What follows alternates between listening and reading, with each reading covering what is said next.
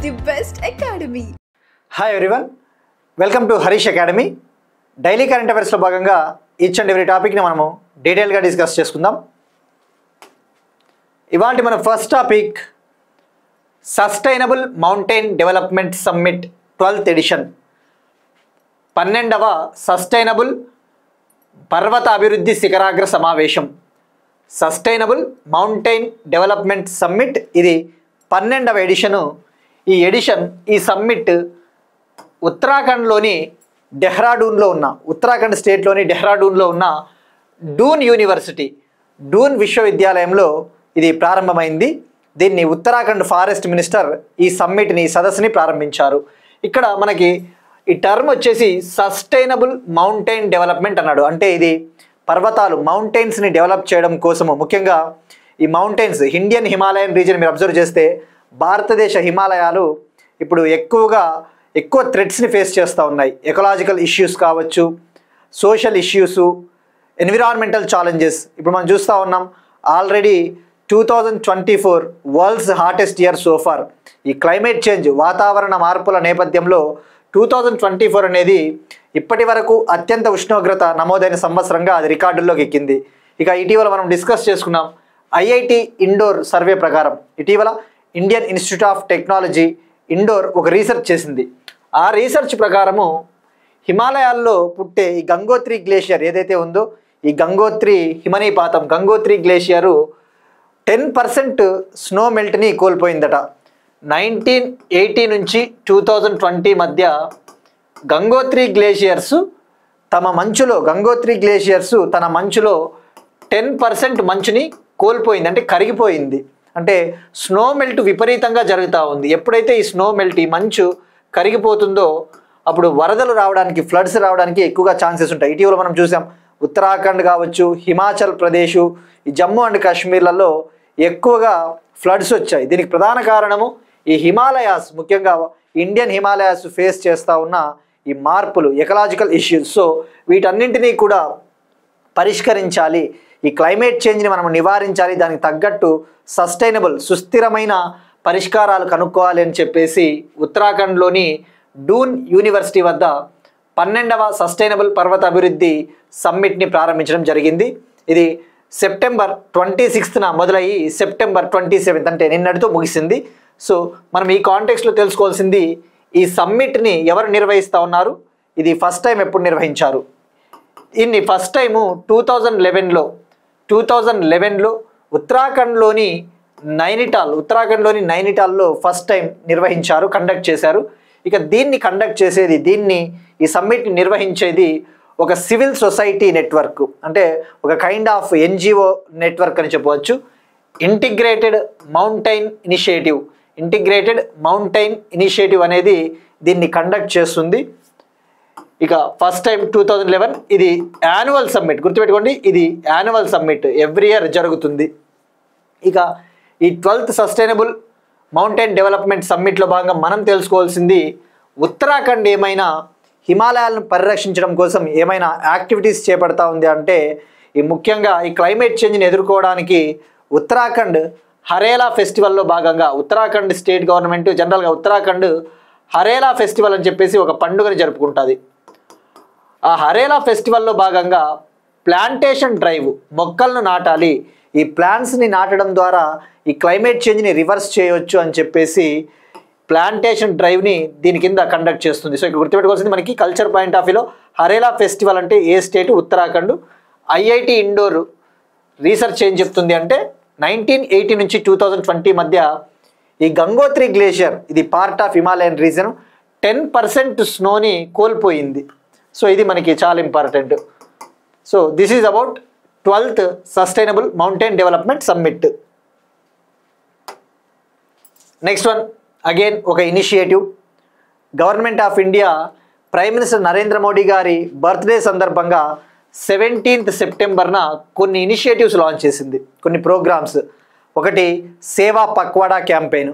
Ministry of culture సాంస్కృతిక మంత్రిత్వ శాఖ సేవా పక్వాడాను లాంచ్ చేసింది. అంటే ఇది ఒక 2 వీక్స్ పాటు 17th సెప్టెంబర్ నుంచి అక్టోబర్ 2 వరకు ఇది ఒక క్లీన్లీనెస్ డ్రైవ్. ప్రజలలో సర్వీస్ని, ఈ సేవా గుణాన్ని పెంపొందించాలి. క్లీన్లీనెస్, స్వచ్ఛతని, స్వచ్ఛ భారత్ మిషన్లో భాగంగా ఈ క్లీన్లీనెస్, స్వచ్ఛతను పెంపొందించాలని చెప్పేసి సేవా పక్వాడని మినిస్ట్రీ ఆఫ్ కల్చర్ లాంచ్ చేసింది. అలానే మరొక ఇనిషియేటివ్ను కూడా గవర్నమెంట్ ఆఫ్ ఇండియా లాంచ్ చేసింది స్వచ్ఛ భారత్ మిషన్లో భాగంగా. ఆ మిషన్ పేరే స్వచ్ఛత హై సేవ 2025 క్యాంపెయిన్. స్వచ్ఛత హై సేవ క్యాంపెయిన్ 2025 పేరులోనే ఉంది. ఇది క్లీన్లీనెస్కి సంబంధించి రూరల్ ఏరియాస్ని, అర్బన్ ఏరియాస్ని క్లీన్గా ఉంచుకోవాలని చెప్పేసి ఇది స్వచ్ఛ భారత్ మిషన్లో భాగంగా లాంచ్ చేయడం జరిగింది. ఇక స్వచ్ఛ భారత్ మిషన్ని ఎప్పుడు లాంచ్ చేశారో మనకి ఎగ్జామ్ పాయింట్ ఆఫ్ వ్యూ తెలుసుకోవాలి. 2014 అక్టోబర్ 2న గాంధీ జయంతి రోజున 2014లో లాంచ్ చేయడం జరిగింది. ఇక ఈ స్వచ్ఛత హై సేవ క్యాంపెయిన్లో భాగంగా డిఫరెంట్ మినిస్ట్రీస్, వివిధ మంత్రిత్వ శాఖలు తమ తమ పరిధిలో క్లీన్లీనెస్ డ్రైవ్స్ని, ఈ స్వచ్ఛతా కార్యక్రమాలు నిర్వహించడం జరుగుతుంది. ఇప్పుడు ఈ స్వచ్ఛతా హై సేవా క్యాంపెయిన్లో భాగంగా ఏక్ దిన్ ఏక్ గంట ఏక్ సాత్, ఏక్ దిన్ ఏక్ గంట ఏక్ సాత్ అనే ఒక క్యాంపెయిన్ని లాంచ్ చేసింది. సో ఫస్ట్ ఇక్కడ తెలుసుకోవాల్సింది, స్వచ్ఛతా హై సేవా క్యాంపెయిన్ని ఏ మినిస్ట్రీ నిర్వహిస్తుంది అధికారికంగా అంటే 2 మినిస్ట్రీస్, 2 మినిస్ట్రీలు. ఒకటి వచ్చేసి ministry of housing and urban affairs, మరియు జల్ శక్తి మినిస్ట్రీ కింద ఉండే department of water resources, river development and Ganga reservation. ఈ మినిస్ట్రీ ఆఫ్ హౌసింగ్ మరియు మినిస్ట్రీ ఆఫ్ జల్ శక్తి ఈ స్వచ్ఛతా హై సేవా క్యాంపెయిన్ని లాంచ్ చేశాయి. ఈ స్వచ్ఛతా హై సేవా క్యాంపెయిన్లో భాగంగా ఏక్ దిన్ ఏక్ గంట ఏక్ సాత్ ఈ కార్యక్రమం పేరులోనే ఉంది. ఇక్కడ ఏక్ గంట అంటే, ఏక్ దిన్ అంటే ఒక రోజులో కనీసం 1 గంట సేపైనా సర్వీస్ చేయాలి, స్వచ్ఛత కార్యక్రమాలు, క్లీన్లీనెస్ కార్యక్రమాలు నిర్వహించాలి అని చెప్పేసి ఈ ministry of housing urban affairs మరియు మినిస్ట్రీ ఆఫ్ జల్ శక్తి మంత్రిత్వ శాఖ ఏక్ దిన్ ఏక్ గంట ఏక్ సాత్ క్యాంపెయిన్ని నిర్వహిస్తూ ఉంది. ఇక ఇక్కడ స్వచ్ఛతా హై సేవా క్యాంపెయిన్ విషయానికి వస్తే దీన్ని 2017లో లాంచ్ చేశారు తొలిసారిగా. 2017లో ఈ సంవత్సరం థీమ్ వచ్చేసి స్వచ్ఛతా హై సేవ 2025 థీమ్ వచ్చేసి స్వచ్ఛోత్సవ్ అంటే స్వచ్ఛతను ఉత్సవంగా నిర్వహించాలి అన్న అర్థము స్వచ్ఛోత్సవ్. ఇక ఏక్ దిన్ ఏక్ గంట ఏక్ సాత్ క్యాంపెయిన్లో భాగంగా అన్ని మినిస్ట్రీలు, డిఫెన్స్ మినిస్ట్రీ కావచ్చు, ఎడ్యుకేషన్ మినిస్ట్రీ, వీళ్ళందరూ కూడా ఈ ప్రోగ్రామ్స్లో పాల్గొంటూ ఉన్నారు. ఇక మనం తెలుసుకోవాల్సింది ఏక్ దిన్ ఏక్ సాత్ ఏక్ గంటా క్యాంపెయిన్లో భాగంగా ఇప్పటికే 5 crore సిటిజన్స్, ఇప్పటికే 5 కోట్ల మందికి పైగా సిటిజన్స్ స్వచ్ఛతా కార్యక్రమాల్లో పాల్గొన్నారట. సో మనకి ఎగ్జామ్ పాయింట్ ఆఫ్ వ్యూలో ఈ స్వచ్ఛతా హై సేవ క్యాంపెయిన్ మంత్రిత్వ శాఖ ఏది, ఎప్పుడు లాంచ్ చేశారు, ఈ సంవత్సరం థీమ్ ఏంటి, ఎప్పటి నుంచి ఎప్పటి వరకు. నెక్స్ట్ వన్, ఇండియా భూటాన్ మధ్య ఒక రైల్వే లింక్. ఇండియా భూటాన్ మధ్య తొలిసారిగా ఒక రైల్వే లైన్ని నిర్మించబోతా ఉన్నారు. ఆ రైల్వే లైన్ పేరు వచ్చేసి కోక్రజార్ Gelephu rail line. కోక్రజార్ to Gelephu అనే ప్రాంతానికి ఒక రైల్ లింక్ని నిర్మించాలి అని చెప్పేసి దానికోసము ఆ రైల్వే లైన్ని ఇండియన్ రైల్వేస్ స్పెషల్ రైల్వే ప్రాజెక్ట్గా అనౌన్స్ చేసింది. ఈ కోక్రజార్ టు గెలెపు అనే రైల్ లైన్ని గవర్నమెంట్ ఆఫ్ ఇండియా, ముఖ్యంగా ఇండియన్ రైల్వేస్ దీన్ని ఒక స్పెషల్ రైల్వే ప్రాజెక్టుగా డిక్లేర్ చేసింది. అంటే ఏంటి, ఇప్పుడు స్పెషల్ రైల్వే ప్రాజెక్ట్ అంటే దీనికి ఒక ప్రత్యేక స్థానము. ఇప్పుడు ఈ స్పెషల్ రైల్వే ప్రాజెక్టుగా డిక్లేర్ చేయడం ద్వారా ఈ రైల్వే లైన్కి అవసరమైన ల్యాండ్ అక్విజిషన్, భూసేకరణ, ఇవన్నీ కూడా చాలా ఫాస్ట్గా నిర్వహించడానికి, ఫాస్ట్గా కంప్లీట్ చేయడానికి పాసిబుల్ అవుతుంది. ప్రైమ్ మినిస్టర్ నరేంద్ర మోడీ గారు 2024 మార్చిలో భూటాన్ కంట్రీ విజిట్కి వెళ్ళినప్పుడు ఇరు దేశాలు కూడా అక్కడ బోత్ కంట్రీస్ మన 2 దేశాల మధ్య ఒక 2 రైల్వే లైన్లను నిర్మించాలి అని చెప్పేసి ఒక అగ్రిమెంట్ కుదుర్చుకున్నారు. ఇప్పుడు ఆ అగ్రిమెంట్లో భాగంగా కోక్రజార్ టు గెలెపు అనే 69 కిలోమీటర్ రైల్వే లైన్, 69 కిలోమీటర్ల పొడవు ఉండే కోక్రజార్ టు గెలెపు రైల్ లైన్ని నిర్మించబోతా ఉన్నారు. ఇది భూటాన్కి ఫస్ట్ రైల్వే లైన్ అట. భూటాన్కి ఇప్పటి వరకు ఒక్క రైల్వే లైన్ కూడా లేదు. ఇరు దేశాల మధ్య ఇది మొదటిది. భూటాన్కి ఫస్ట్ రైల్వే లైన్ అంటే కోక్రజార్ టు గెలెపు. ఇది ఎంత లెంగ్త్ వచ్చేసి 69 కిలోమీటర్స్. మరి ఇది ఎక్కడి నుంచి ఏ ప్రాంతాలను కనెక్ట్ చేస్తుందంటే అస్సాంలోని కోక్రజార్, అస్సాంలో కోక్రజార్ అనే ప్రాంతం నుంచి భూటాన్లోని గెలెపు ప్రాంతాన్ని కనెక్ట్ చేస్తుంది. ఆ విషయం గుర్తుపెట్టుకోండి. ఇక ఇక్కడ డోక్లామ్ ఉంది. డోక్లామ్ అనేది ఇండియాకి, భూటాన్కి, టిబెట్కి ఒక ట్రై జంక్షన్ పాయింట్. ఇక మరో రైల్వే లైన్, ఇండియాకి భూటాన్కి మధ్య 2 రైల్వే లైన్లను నిర్మించాలని చెప్పేసి అనుకున్నారు కదా. మొదటిది కొక్రజార్ టు గెలుపు అయితే, రెండవది బనర్హత్ టు సంస్థే రైల్వే లైను. ఇది వెస్ట్ బెంగాల్లోని బనర్హత్ ప్రాంతాన్ని భూటాన్లోని సంస్థే ప్రాంతాన్ని కనెక్ట్ చేస్తుంది. ఇది 16 కిలోమీటర్ పొడవు, 16 కిలోమీటర్ల పొడవు ఉంటుంది. ఇది రెండవ రైల్వే లైన్. నెక్స్ట్ వన్, జాతీయ భద్రతా చట్టం 1980, నేషనల్ సెక్యూరిటీ యాక్ట్ 1980. లడఖ్లో ప్రొటెస్టులు జరుగుతూ ఉన్నాయని చెప్పేసి మనం తెలుసుకున్నాం. లడఖ్లోని లేహ్ సిటీలో అక్కడ ఒక క్లైమేట్ యాక్టివిస్ట్, లడఖ్ ప్రాంతానికి చెందిన ఒక పర్యావరణ ఉద్యమకారుడు సోనం వాంగ్చుక్ ఆయన హంగర్ స్ట్రైక్ కూడా దిగితే ఆయన్ని ఇప్పుడు అరెస్ట్ చేయడం జరిగింది. లడఖ్లో ఆ ప్రొటెస్టులు జరగడానికి ప్రధాన కారణము లడఖ్ ప్రాంతాన్ని 6th షెడ్యూల్లో జాయిన్ చేయాలి. ఈ 6వ షెడ్యూల్లో జాయిన్ చేయడం ద్వారా ఈ లడఖ్ ప్రాంతంలో ఉన్న ట్రైబల్ ల్యాండ్స్ ఏవైతే ఉంటాయో, గిరిజన భూములు, ఆ ట్రైబల్ రిసోర్సెస్ని పరిరక్షించడానికి, ఆ ట్రైబల్ రిసోర్సెస్ని కన్జర్వ్ చేయడం కోసము, ప్రొటెక్ట్ చేయడానికి లడఖ్ని 6th షెడ్యూల్లో జాయిన్ చేయాలని చెప్పేసి అక్కడ ప్రొటెస్టులు చేస్తూ ఉన్నారు. లడఖ్లో ఉన్న గిరిజన భూములను, గిరిజన వనరులను పరిరక్షించాలి అంటే 6వ షెడ్యూల్లో జాయిన్ చెప్పాలని చెప్పేసి ఆందోళన చేస్తూ ఉన్నారు. ఇప్పుడైతే అక్కడ ఈ సోనం వాంగ్చుక్ గారిని నేషనల్ సెక్యూరిటీ యాక్ట్ 1980 కింద డీటైన్ చేయడం జరిగింది. ఈయన అక్కడ ఆ ప్రొటెస్టులకి ప్రజల్ని రెచ్చగొడతా ఉన్నాడు, ముఖ్యంగా జెన్జెడ్ యువతని రెచ్చగొడతా ఉన్నాడు అని చెప్పేసి ఆ కారణంతో నేషనల్ సెక్యూరిటీ యాక్ట్ 1980 కింద ఇతన్ని డీటైన్ చేయడం జరిగింది. డీటైన్ అంటే అతన్ని అరెస్ట్ చేస్తారు, ట్రయల్ లేకుండానే అరెస్ట్ చేయడం జరుగుతుంది. అంటే విచారణ లేకుండానే అతన్ని డీటైన్ చేస్తారు. దీనికి మెయిన్ రీజన్ వచ్చేసి ఫ్యూచర్లో, భవిష్యత్తులో నేషనల్ సెక్యూరిటీకి, జాతీయ భద్రతకు విరుద్ధంగా ఎటువంటి యాక్టివిటీస్లో, ఎటువంటి కార్యకలాపాలలో, ఎటువంటి చట్ట వ్యతిరేక కార్యకలాపాల్లో పాలు పంచుకోకుండా ఉండడం కోసము అట్లా డీటైన్ చేస్తారు, ముందస్తు జాగ్రత్తగా అని చెప్పవచ్చు. మనకి ఎగ్జామ్ పాయింట్ ఆఫ్ వ్యూ తెలుసుకోవాల్సింది డిటెన్షన్, ప్రివెంటివ్ డిటెన్షన్ అంటారు దీన్నే. అంటే ముందస్తుగా అతన్ని డీటైన్ చేయడము. ఫండమెంటల్ రైట్స్, ప్రాథమిక హక్కుల్లో ఆర్టికల్ 22 ఏమని చెప్తుంది? Protection against arrest and detention. Article 22 ఏం చెప్తుంది? Protection against arrest and detention in certain cases అని చెప్తుంది. అంటే ఏంటి? ఈ అరెస్ట్కి మరియు డిటెన్షన్కి వ్యతిరేకంగా రక్షణ కల్పించడం కోసం ఆర్టికల్ 22 ఉంది మనకి.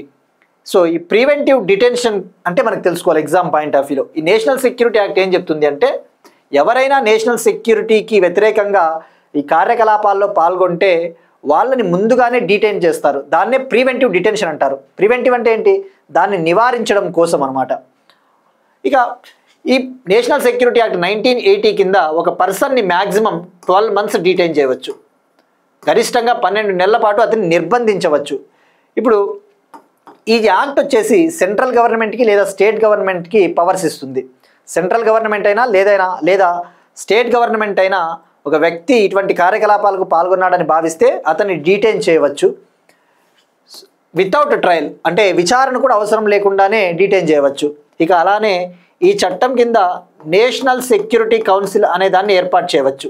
ఈ చట్టం కింద నేషనల్ సెక్యూరిటీ కౌన్సిల్ అనే దాన్ని ఏర్పాటు చేయడం జరుగుతుంది. ఈ నేషనల్ సెక్యూరిటీ కౌన్సిల్ ప్రైమ్ మినిస్టర్కి అవసరమైన సలహాలు ఇస్తుంది. జాతీయ భద్రత, నేషనల్ సెక్యూరిటీకి సంబంధించి అవసరమైన అడ్వైజెస్, అవసరమైన సలహాలను ఈ నేషనల్ సెక్యూరిటీ కౌన్సిల్ అందిస్తుంది. ఇది ఏ చట్టం కింద అంటే NSA 1980. ఇప్పుడు ఇతన్ని ఈ చట్టం కింద డీటైన్ చేయడం జరిగింది. మనకి ఎగ్జామ్ పాయింట్ ఆఫ్ వ్యూలో ఆర్టికల్ 22 ఇంపార్టెంట్, ఈ నేషనల్ సెక్యూరిటీ యాక్ట్.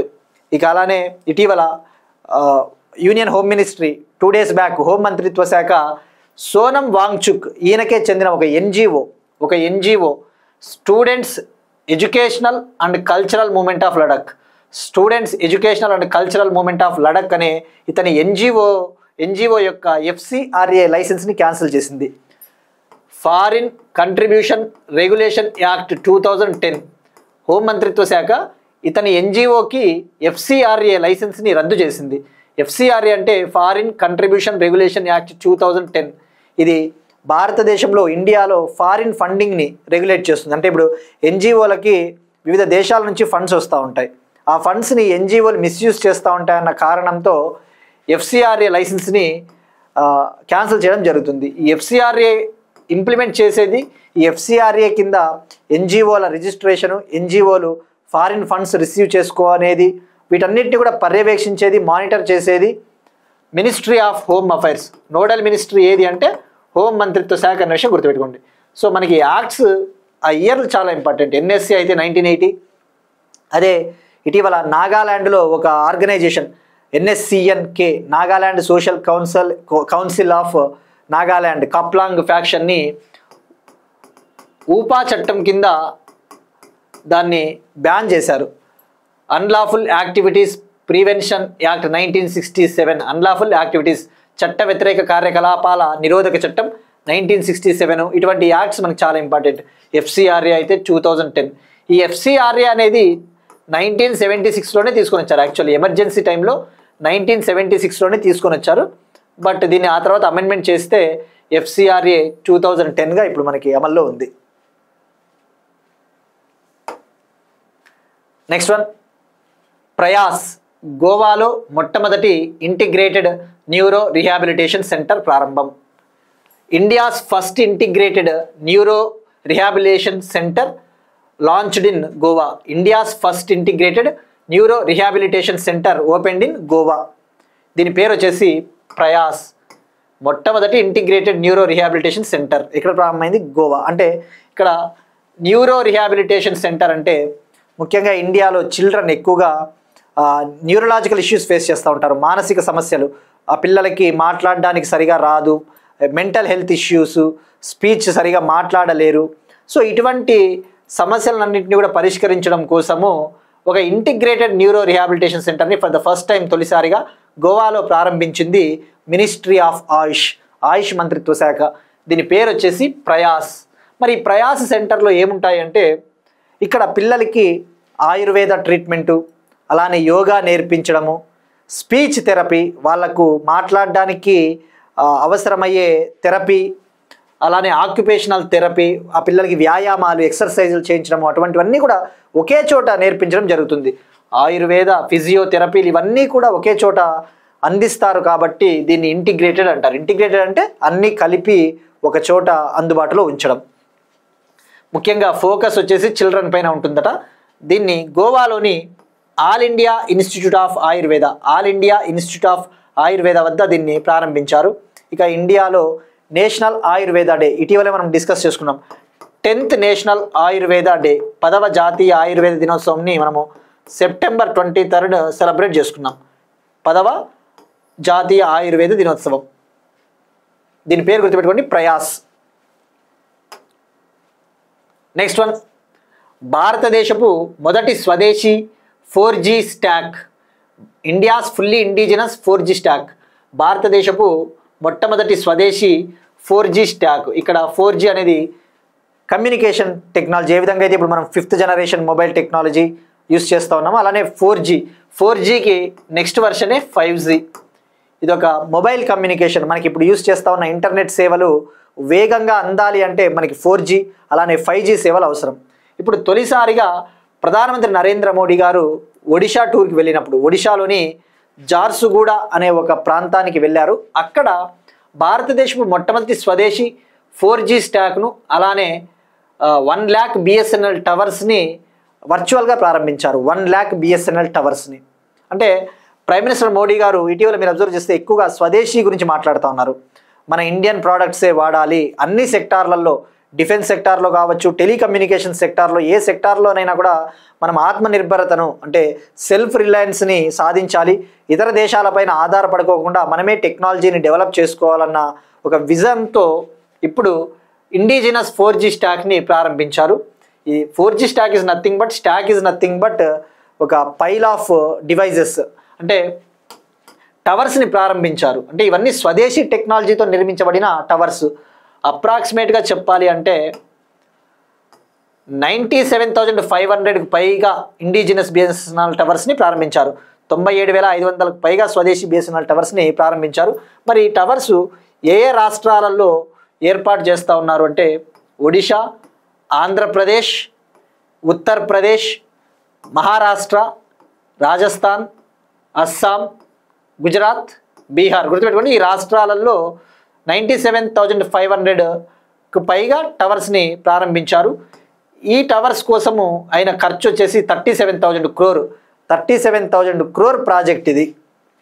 ఇక ఏపీ వచ్చింది కాబట్టి ఏపీలో ఎన్ని టవర్స్ని ప్రారంభించారు అంటే 5,985 towers, 5,985 BSNL టవర్స్ని.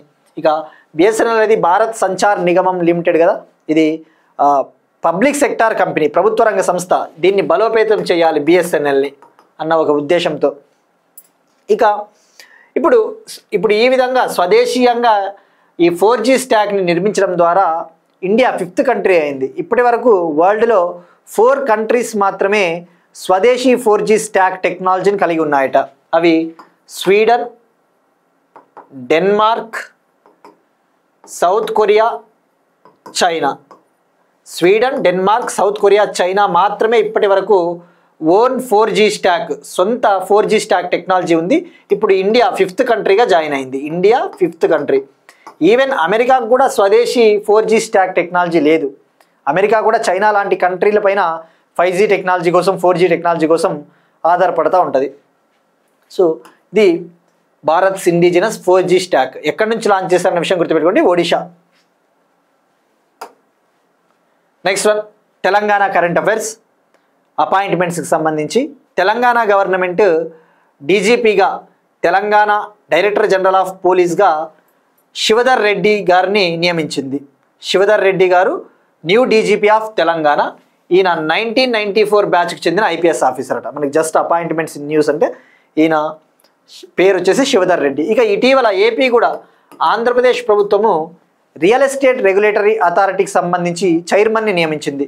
Andhra Pradesh government AP real estate regulatory authority, AP real estate regulatory authority అంటే ఏంటి? రియల్ ఎస్టేట్ సెక్టార్ని నియంత్రించడం కోసం ఒక సంస్థ ఉంటుంది. రియల్ ఎస్టేట్ రెగ్యులేటరీ అథారిటీ చైర్పర్సన్గా ఆర్ఎస్ శివారెడ్డి అనే ఒక వ్యక్తిని నియమించింది. సో మనకి డైరెక్ట్గా ఫ్యాక్ట్స్ కాబట్టి వీళ్ళ పేర్లు గుర్తుపెట్టుకుంటే సరిపోతుంది. AP real estate regulatory chairman RS Shiva Reddy, Telangana DGP Shivdhar Reddy గారు. Next one, again Telangana current affairs. GHMC ఒక యాప్ని లాంచ్ చేసింది.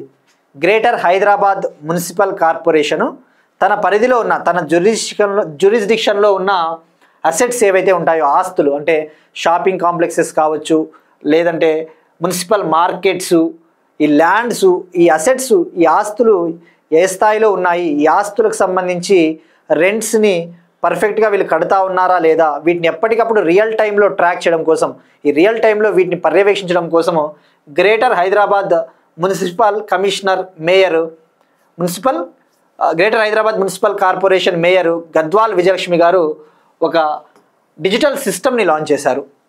ఆ డిజిటల్ సిస్టమ్ పేరు వచ్చేసి ఎస్టేట్ మేనేజ్మెంట్ సిస్టమ్. ఈ ఎస్టేట్ మేనేజ్మెంట్ సిస్టమ్ ద్వారా, ఫర్ ఎగ్జాంపుల్ ఈ జిహెచ్ఎంసీ పరిధిలో ఉన్న ఏవైనా ల్యాండ్ ఉందనుకోండి, ఆ ల్యాండ్ని వేరే వాళ్ళకి లీజుకి ఇచ్చారు అనుకుందాం.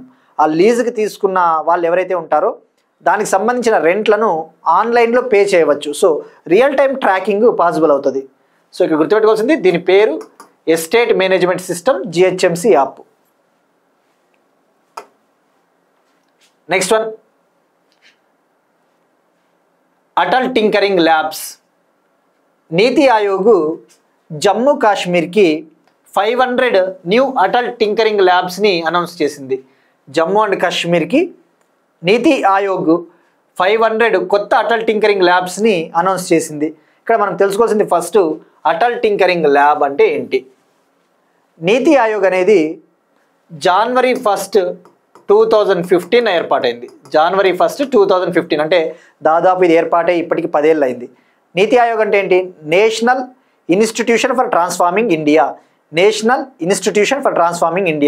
ఇది ఒక థింక్ ట్యాంక్ అని చెప్పవచ్చు. ఇండియాలో డెవలప్మెంట్కి సంబంధించి, for example sustainable development goals, ఈ సుస్థిర అభివృద్ధి లక్ష్యాలకు సంబంధించి అయినా, ఎలక్ట్రిక్ వెహికల్స్ డెవలప్మెంట్కి అయినా, ఎకానమీకి సంబంధించి అయినా ఎప్పటికప్పుడు రిపోర్ట్స్, ఇండెక్సెస్, హ్యూమన్ డెవలప్మెంట్కి సంబంధించి ఇండెక్స్లు సూచికలు రిలీజ్ చేస్తూ ఉంటుంది. ఒక థింక్ ట్యాంక్, ఒక పాలసీ థింక్ ట్యాంక్, అంటే పాలసీలని తయారు చేస్తుంది.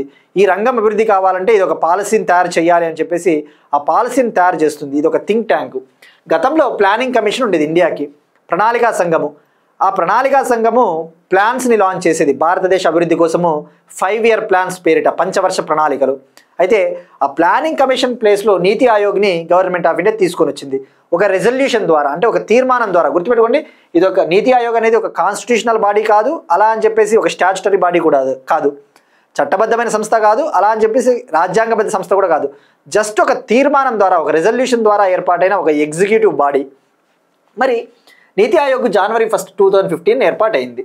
ఈ నీతి ఆయోగ్ ఏం చేస్తుందంటే సైన్స్ అండ్ టెక్నాలజీ రంగం డెవలప్ కావాలి అని చెప్పేసి, ముఖ్యంగా భారతదేశంలో డిఫరెంట్ స్టేట్లలో స్టూడెంట్స్కి, స్కూళ్ళల్లో ఎవరైతే స్టూడెంట్స్ చదువుతూ ఉంటారో ఆ స్టూడెంట్స్కి సైన్స్ పట్ల అభిరుచిని పెంచాలి, ఆ సైన్స్ పట్ల క్యూరియాసిటీని ఇంప్రూవ్ చేయాలి, వాళ్ళల్లో ఇన్నోవేషన్ని, నూతనాత్మకతను, అటువంటి వాటిని ప్రోత్సహించాలి అని చెప్పేసి నీతి ఆయోగ్ 2016లో అటల్ ఇన్నోవేషన్ మిషన్ అని చెప్పేసి ఒకటి లాంచ్ చేసింది. 2016లో అటల్ ఇన్నోవేషన్ మిషన్. ఈ అటల్ ఇన్నోవేషన్ మిషన్ కింద స్కూళ్ళల్లో అటల్ టింకరింగ్ ల్యాబ్స్ని, అంటే ఒక లేబొరేటరీని ఏర్పాటు చేస్తుంది.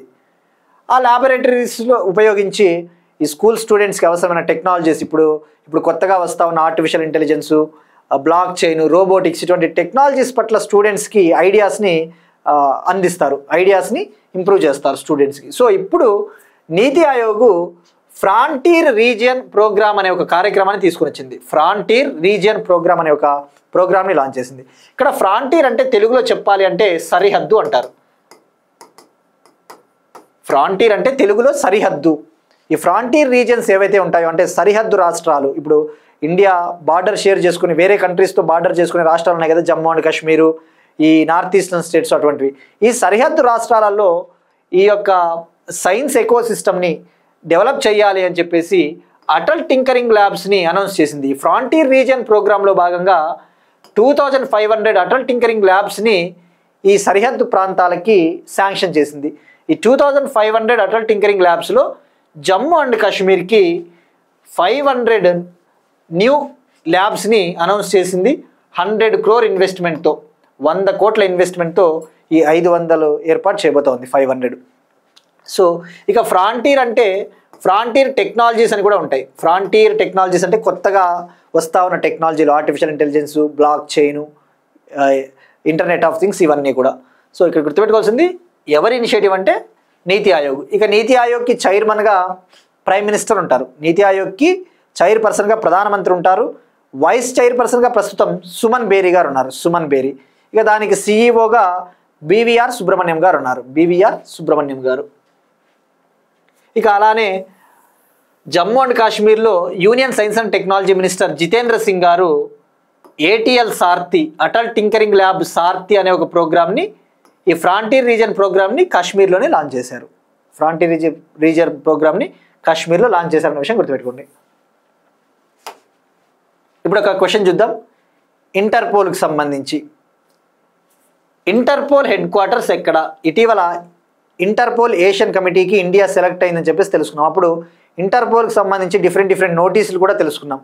సో ఈ ఇంటర్పోల్ హెడ్ క్వార్టర్స్ ఎక్కడ ఉంది, ఇందులో మెంబర్ కంట్రీస్ ఎన్ని ఉన్నాయి, ఇది ట్రై చేయండి. ఇక రెడ్ కార్నర్ నోటీస్ అంటే ఏంటో కూడా వీలైతే ఆన్సర్ ట్రై చేయండి. రెడ్ కార్నర్ నోటీస్ జారీ చేస్తుంది కదా, దాని ముఖ్య ఉద్దేశం ఏంటి? ఇక సిల్వర్ నోటీస్, ఇది చాలా ఇంపార్టెంట్. సిల్వర్ నోటీస్ని తొలిసారిగా ఇంటర్పోల్ లాంచ్ చేసింది కాబట్టి దీని ముఖ్య ఉద్దేశం ఏంటి, main purpose of silver notice, ఇది కామెంట్ సెక్షన్లో ట్రై చేయండి.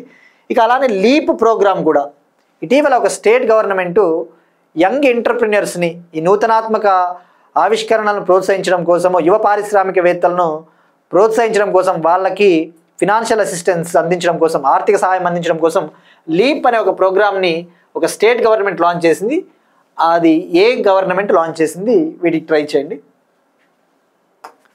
ఇక మనం నిన్న అడిగిన question, 28th national conference on e governance, 28వ జాతీయ సదస్సు ఈ గవర్నెన్స్కి సంబంధించి ఎక్కడ జరిగిందంటే విశాఖపట్నం, ఆంధ్రప్రదేశ్. దీన్ని department of administrative reforms and public grievances, ఈ ministry of personnel, public grievances and pensions మంత్రిత్వ శాఖ కింద ఉండే department of administrative reforms and public grievances మరియు ఎలక్ట్రానిక్స్ మంత్రిత్వ శాఖ మీటి మరియు ఏపీ గవర్నమెంట్ కలిసి జాయింట్గా ఈ కాన్ఫరెన్స్ నిర్వహించడం జరిగింది. థీమ్ వచ్చేసి Viksit Bharat civil service and digital transformation. Theme Viksit Bharat civil service and digital transformation. ఇక ఇందులో భాగంగా భారతదేశపు మొట్టమొదటి కాగిత రహిత గ్రామ panchayat, India's first paperless electronic office gram panchayat వచ్చేసి రోహిణి గ్రామ పంచాయతీ మహారాష్ట్ర. రోహిణి గ్రామ పంచాయతీ మహారాష్ట్ర. నెక్స్ట్ వన్, ఇండియాలో సైబర్ క్రైమ్స్ని కంట్రోల్ చేయడం కోసం, ముఖ్యంగా సైబర్ క్రైమ్స్, ఫైనాన్షియల్ ఫ్రాడ్స్ని కంట్రోల్ చేయడం కోసము డిపార్ట్మెంట్ ఆఫ్ టెలికమ్యూనికేషన్కి మరియు finance intelligence unit India, FIU India అంటే ఫైనాన్స్ ఇంటెలిజెన్స్ యూనిట్ అనేది ఒక బాడీ, ఒక ఆర్గనైజేషన్. ఈ డిపార్ట్మెంట్ ఆఫ్ టెలికమ్యూనికేషన్కి ఫైనాన్షియల్ ఇంటెలిజెన్స్ యూనిట్కి మధ్య ఒక MOU కుదిరింది, ఒక ఒప్పందం. ఈ MOUలో భాగంగా ఏం చేయబోతా ఉన్నారో మనం తెలుసుకోవాలి. ఈ సైబర్ క్రైమ్స్ ఎక్కువగా అయిపోతూ ఉన్నాయి. ముఖ్యంగా మొబైల్ నెంబర్స్ని ఉపయోగించి ఫ్రాడ్ యాక్టివిటీస్ కూడా చేస్తూ ఉన్నారు, డబ్బులు కాజేయడము. సో అటువంటి మొబైల్ నెంబర్స్ని గుర్తించి ఆ మొబైల్ నెంబర్స్ని డిస్కనెక్షన్ చేయడం కోసము ఈ MOU కుదిరింది. ఫస్ట్ మనం తెలుసుకోవాల్సింది ఇక్కడ డిపార్ట్మెంట్ ఆఫ్ టెలికమ్యూనికేషన్ ఇటీవల ఒక ఇండికేటర్ని డెవలప్ చేసింది, ఫైనాన్షియల్ ఫ్రాడ్ రిస్క్ ఇండికేటర్ అని చెప్పేసి. ఫైనాన్షియల్ ఫ్రాడ్ రిస్క్ ఇండికేటర్ ఇందులో భాగంగా ఏం చేస్తుంది అంటే మొబైల్ నంబర్స్ని క్లాసిఫై చేస్తుంది. ఏ మొబైల్ నెంబర్స్ని అయితే ఈ ఫ్రాడ్ కార్యకలాపాల కోసం వినియోగించే ఛాన్స్ ఉందో అటువంటి వాటిని medium, high, very high risk కేటగిరీలుగా డివైడ్ చేస్తుంది. Medium, high, very high risk. అంటే for example very high risk mobile number అనుకోండి. ఈ very high risk mobile number, ఈ మొబైల్ నెంబర్ కనుక మనము ట్రేస్ అవుట్ చేయకపోతే ఈ ఫైనాన్షియల్ ఫ్రాడ్స్ జరుగుతాయని చెప్పేసి అటువంటి వాటిని గుర్తించడం కోసం ఈ ఇండికేటర్ని తయారు చేసింది. ఇప్పుడు ఈ MOUలో భాగంగా ఈ ఫైనాన్షియల్ ఇంటెలిజెన్స్ యూనిట్ ఇండియా, అనేది ఇది ఒక ఆర్గనైజేషన్ టైపు. ఇది మినిస్ట్రీ ఆఫ్ ఫైనాన్స్ కింద ఉంటుంది. ఫైనాన్స్ మంత్రిత్వ శాఖ కింద ఉండే డిపార్ట్మెంట్ ఆఫ్ రెవెన్యూ డిపార్ట్మెంట్ కింద ఉండే ఒక ఆర్గనైజేషన్ FIU. ఇదేం చేస్తుందంటే ఏ అకౌంట్స్ అయితే ఫ్రాడ్ జరిగే ఛాన్సెస్ ఉంటాయో అటువంటి అకౌంట్స్ని గుర్తించి ఆ మొబైల్ నెంబర్స్ని, ఇప్పుడు కొన్ని మొబైల్ నెంబర్స్కి అకౌంట్లు లింక్ అయి ఉంటాయి, ఆ అకౌంట్లు ఫ్రాడ్ జరిగే ఛాన్స్ ఉందని FIU గుర్తించి ఆ మొబైల్ నెంబర్స్ని డిపార్ట్మెంట్ ఆఫ్ టెలికమ్యూనికేషన్కి ఆ డేటా అందిస్తుంది. ఈ డిపార్ట్మెంట్ ఆఫ్ టెలికమ్యూనికేషన్ ఏం చేస్తుంది, ఈ ఫ్రాడ్ జరిగే ఛాన్స్ ఉంది కాబట్టి ఈ మొబైల్ నెంబర్స్ని మనం డిస్కనెక్ట్ చేయాలని చెప్పేసి వాటిని డిస్కనెక్ట్ చేస్తుంది. సో ఇక్కడ FIU ఇండియా అనేది ఏం చేస్తుందంటే ఇండియాలో మనీ లాండరింగ్కి సంబంధించి కావచ్చు, టెర్రర్ ఫైనాన్స్కి సంబంధించి, అంటే ఈ మనీ లాండరింగ్ కార్యకలాపాలు, ఈ టెర్రరిజం కోసము ఫైనాన్షియల్ సహాయం చేస్తూ ఉంటారు. అటువంటి వాటికి సంబంధించిన డేటాను కలెక్ట్ చేసి ఆ డేటాని అనలైజ్ చేసి ఆ డేటాను విశ్లేషించి ఆ డేటాని వివిధ సంస్థలతో ఈ FIU ఇండియా సంస్థ షేర్ చేసుకుంటూ ఉంటుంది. అప్పుడు ఎప్పుడైతే ఆ మొబైల్ నెంబర్స్ని రిసీవ్ చేసుకున్న తర్వాత డివోటీ ఏం చేస్తుందంటే డివోటీకి ఒక ప్లాట్ఫామ్ ఉంటుంది, సంచార్ సాతి అనే ఒక platform. Department of telecommunication Sanchar Saathi అనే ఒక ప్రోగ్రామ్ని జనవరి 2025లో లాంచ్ చేసింది. ఈ సంచార్ సాతి ప్రోగ్రామ్ కింద ఈ మొబైల్ నెంబర్స్ని డిస్కనెక్ట్ చేస్తుంది ఫ్రాడ్ జరిగే ఛాన్సెస్ ఉన్నవి. ఇందులో యూజ్ చేసే టెక్నాలజీలు వచ్చేసి MOUలో భాగంగా యూజ్ చేసే టెక్నాలజీలు డిపార్ట్మెంట్ ఆఫ్ టెలికమ్యూనికేషన్కి చెందిన డిజిటల్ ఇంటెలిజెన్స్ ప్లాట్ఫాము మరియు FIU ఇండియాకు చెందిన FinEx 2.0 అనే ఒక సాఫ్ట్వేర్. సో మనకి ఇక్కడ జస్ట్ MOU ఎవరి మధ్య కుదిరింది అన్న విషయం గుర్తుపెట్టుకోండి. సంచార్ సాథి ప్రోగ్రాము ఎవరు లాంచ్ చేశారంటే డిపార్ట్మెంట్ ఆఫ్ టెలికమ్యూనికేషన్. ఇక FIU అనేది 2004లో ఏర్పాటైంది, ఆ విషయం గుర్తుపెట్టుకోండి. మినిస్ట్రీ ఆఫ్ ఫైనాన్స్ కింద ఉంటుంది. నెక్స్ట్ వన్, ఎన్విరాన్మెంట్కి సంబంధించిన కరెంట్ అఫైర్స్, పర్యావరణము మరియు జీవ వైవిధ్యానికి సంబంధించిన current affairs. New Ramsar sites in India, భారతదేశంలో కొత్త రామ్సార్ ప్రదేశాలు. ఇక్కడ రామ్సార్ సైట్స్ అనేవి వెట్లాండ్స్కి సంబంధించినవి. వెట్లాండ్స్ అంటే చిత్తడి నేలలు అంటే ఇప్పుడు చిన్న చిన్న చెరువులు, సరస్సులు, ఆ చిన్న చిన్న లేక్స్, సరస్సులలో బయోడైవర్సిటీ ఎక్కువగా ఉంటుంది. అంటే జీవ వైవిధ్యం, అంటే మైగ్రేటరీ బర్డ్స్ కావచ్చు, వలస పక్షులు, అక్కడ ప్లాంట్స్, ఆ బయోడైవర్సిటీ చాలా రిచ్గా ఉంటుంది. చాలా ఎక్కువగా ఉన్నప్పుడు వాటిని ప్రొటెక్ట్ చేయాల్సిన అవసరం ఉంటుంది, వాటిని రక్షించాల్సిన అవసరం ఉంటుంది. దానికోసం 1971లో ఇరాన్లోని రామ్సార్ అనే ఒక సిటీలో 1971 ఫిబ్రవరి 2న రామ్సార్ కన్వెన్షన్, రామ్సార్ అనే ఒక ఒప్పందాన్ని తీసుకురావడం జరిగింది. ఆ రామ్సార్ ఒప్పందం ముఖ్య ఉద్దేశం ఈ చిత్తడి నేలలను పరిరక్షించాలి. ఈ రామ్సార్ కన్వెన్షన్ 1975లో అమల్లోకి వచ్చింది. ఇది తీసుకొని వచ్చింది 1971 అయినా 1975లో అమల్లోకి రావడం జరిగింది. ఇక ఈ ఫిబ్రవరి 2నే మనము వరల్డ్ వెట్లాండ్స్ డేగా సెలబ్రేట్ చేసుకుంటాం. వరల్డ్ వెట్లాండ్స్ డే, అంతర్జాతీయ చిత్తడి నేలల దినోత్సవం ఫిబ్రవరి 2. మరి ఇప్పుడు ఈ రామ్సార్ సైట్స్ కింద ప్రపంచవ్యాప్తంగా ఇంపార్టెంట్ ప్రదేశాలని, ఇంపార్టెంట్ లేక్స్ని, ఇంపార్టెంట్ చెరువులని గుర్తించి ఈ రామ్సార్ జాబితాలోకి చేర్చడం జరుగుతుంది. ఇప్పుడు ఇండియాలోని బీహార్ నుంచి 2 వెట్లాండ్స్ ఈ రామ్సార్ లిస్ట్లోకి జాయిన్ అయ్యాయి. సో ఓవరాల్గా ఇప్పుడు భారతదేశంలో టోటల్ రామ్సార్ సైట్స్ 93 ఉన్నాయి. టోటల్ 93. జూన్ 2025లో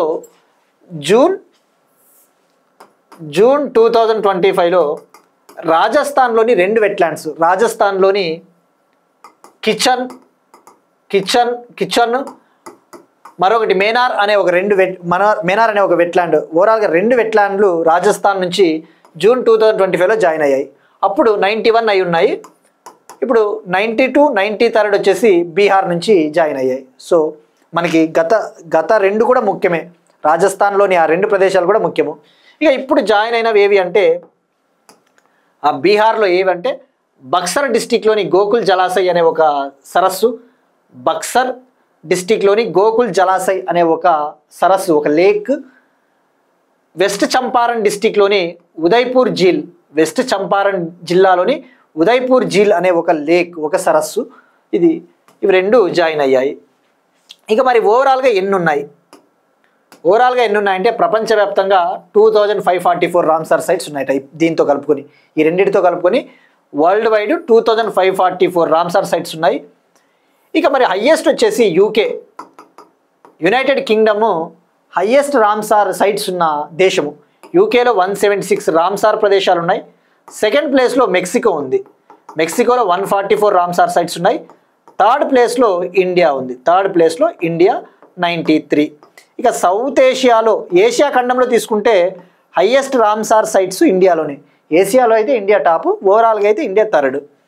ఇక మరి ఇండియాలో ఉన్న ఈ 93 వెట్లాండ్స్ ఎన్ని హెక్టార్లలో విస్తరించి ఉన్నాయంటే, ఈ 93 వెట్లాండ్స్ 13,60,718 హెక్టార్స్లో ఉన్నాయి. అంటే 13.6 lakh హెక్టార్స్లలో ఇవి విస్తరించి ఉన్నాయి.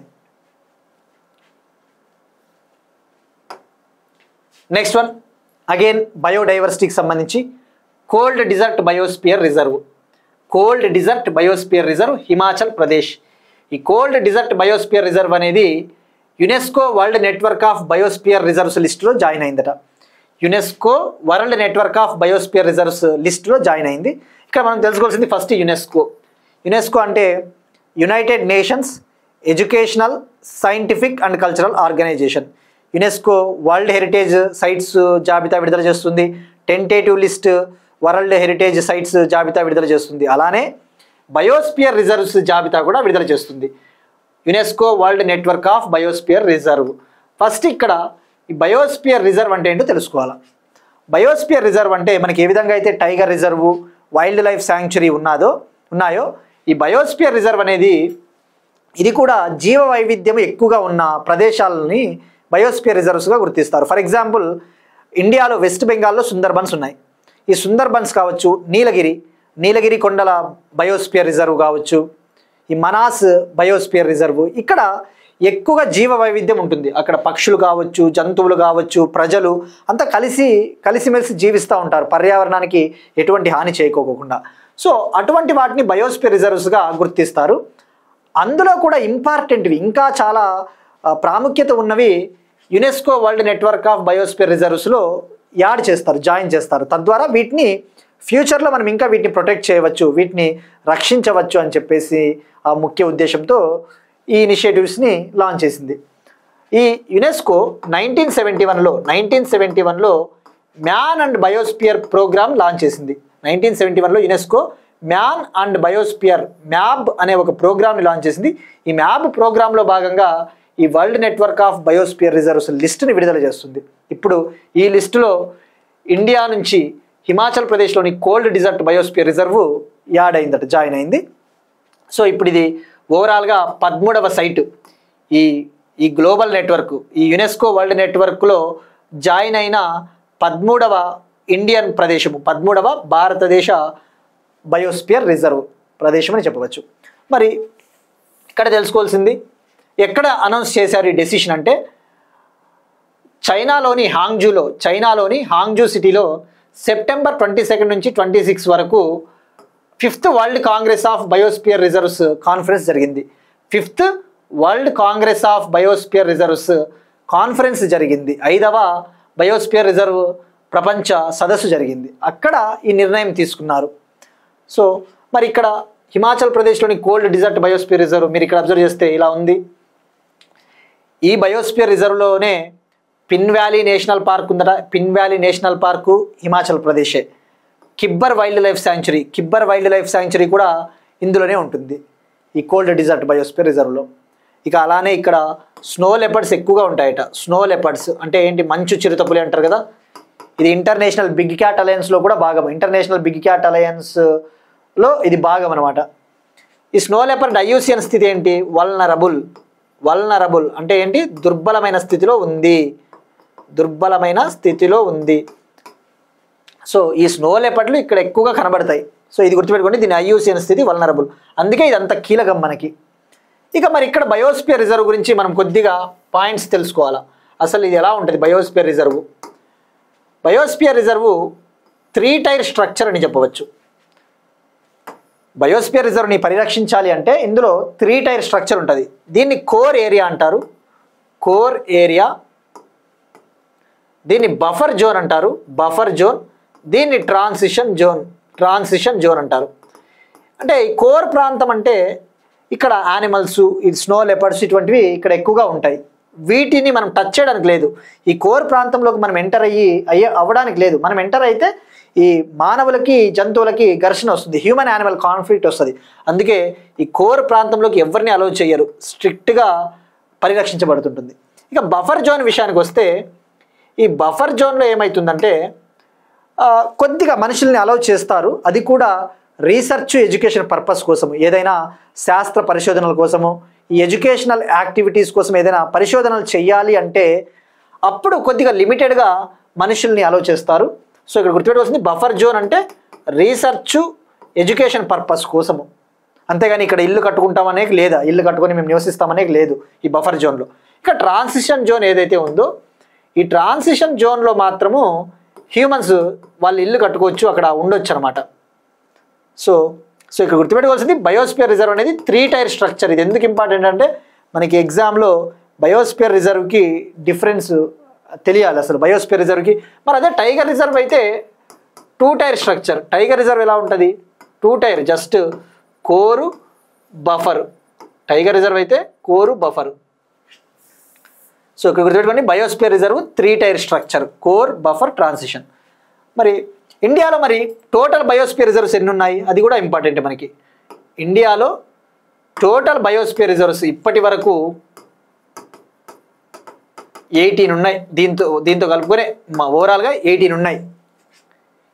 అయితే 18 ఉన్నాయి, కానీ వరల్డ్ నెట్వర్క్ ఆఫ్ బయోస్పియర్ రిజర్వ్స్లో ఎన్ని ఉన్నాయంటే భారతదేశం నుంచి 13.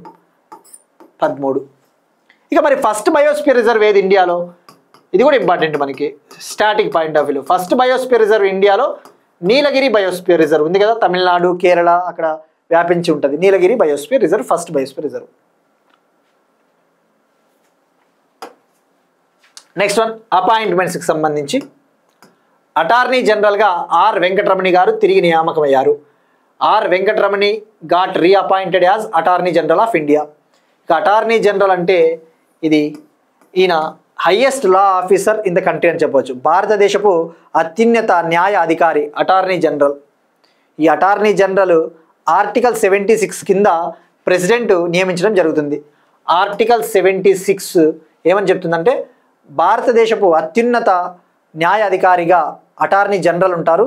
ఈ అటార్నీ జనరల్ గారిని ప్రెసిడెంట్ నియమిస్తారు. సెంట్రల్ గవర్నమెంట్ అడ్వైజ్ ఇస్తే రాష్ట్రపతి నియమించడం జరుగుతుంది.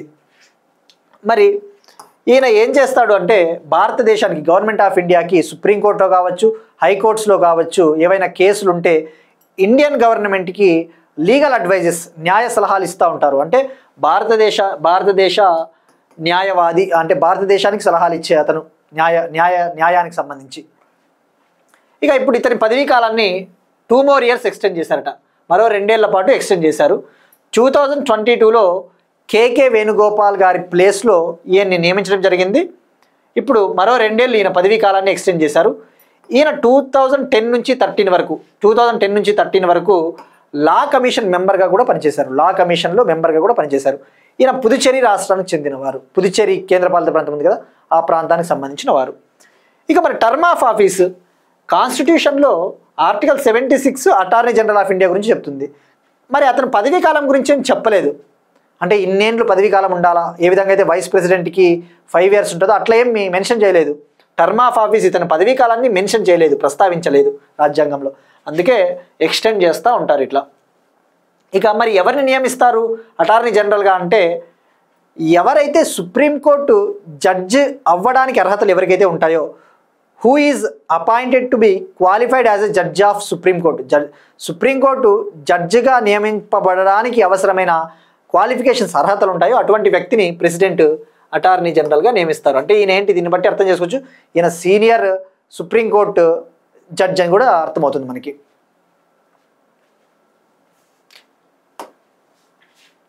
Next one, golden peacock award 2025. Golden peacock award 2025.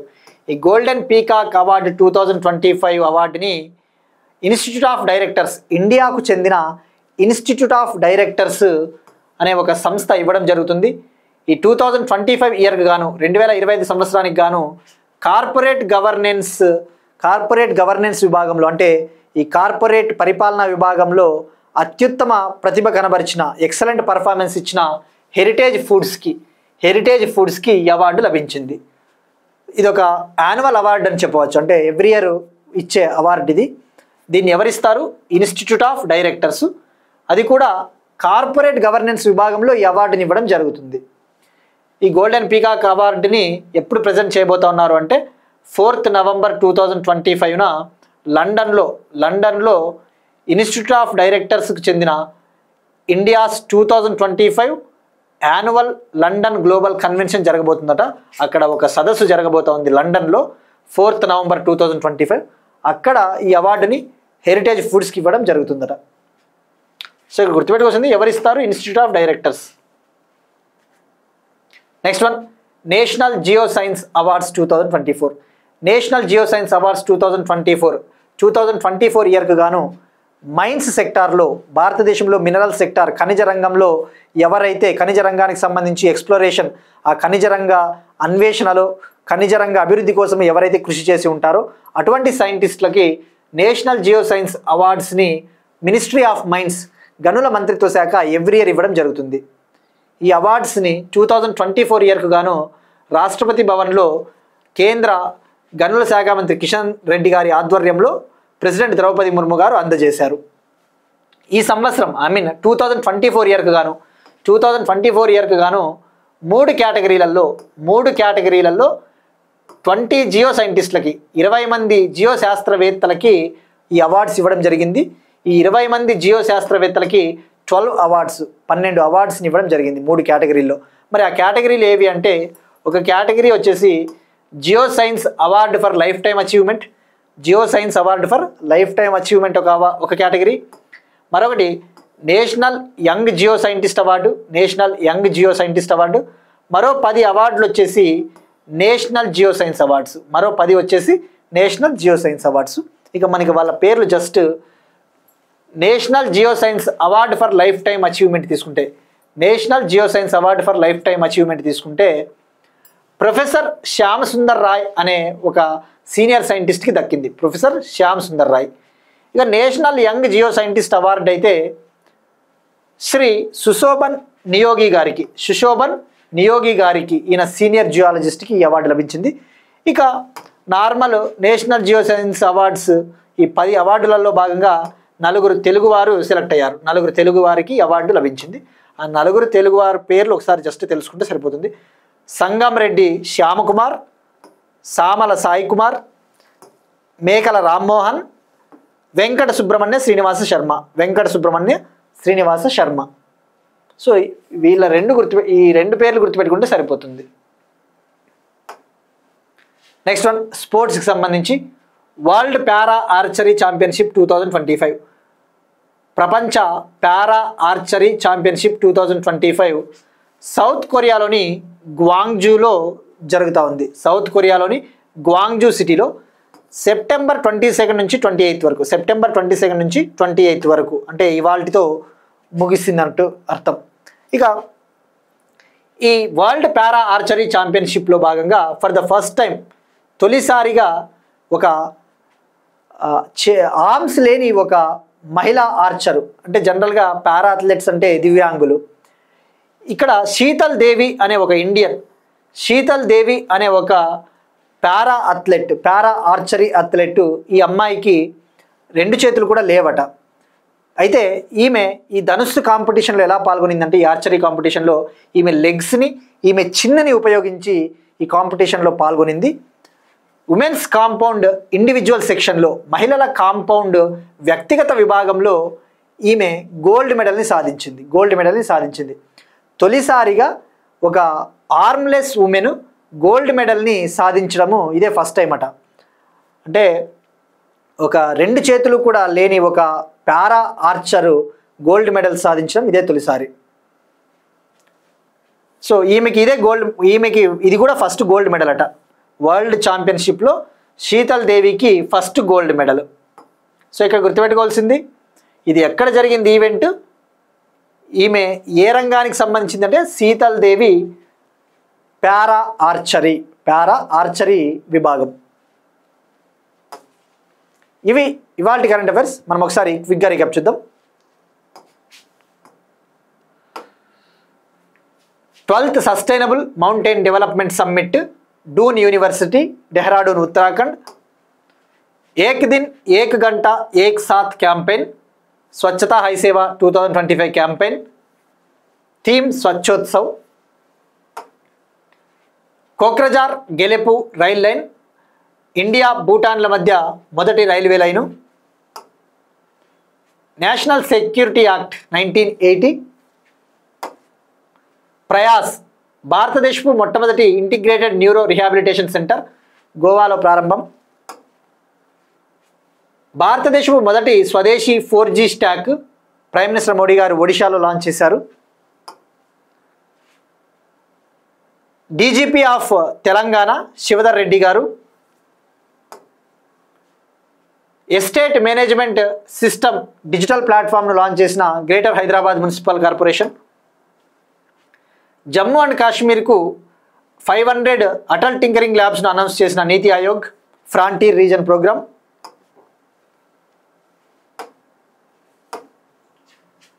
Cyber crimes financial ఫ్రాడ్స్ని అరికట్టడానికి డిపార్ట్మెంట్ ఆఫ్ టెలికమ్యూనికేషన్ మరియు ఫైనాన్షియల్ ఇంటెలిజెన్స్ యూనిట్ ఇండియా మధ్య కుదిరిన ఒక MOU.